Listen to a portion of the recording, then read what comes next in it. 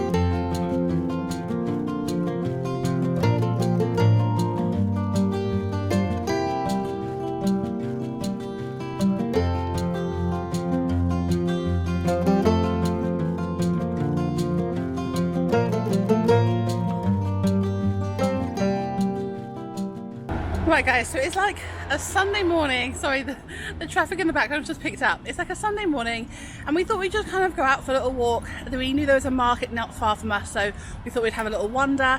In this market it seems to be like a lot of fresh fruit and meat, and then lots of kind of bits and bobs, like there's a lot of like noodle packets, a lot of like baking powder and stuff like that. But there's a lot of local people. Like I think we were probably the only like foreigners, as it were, like here.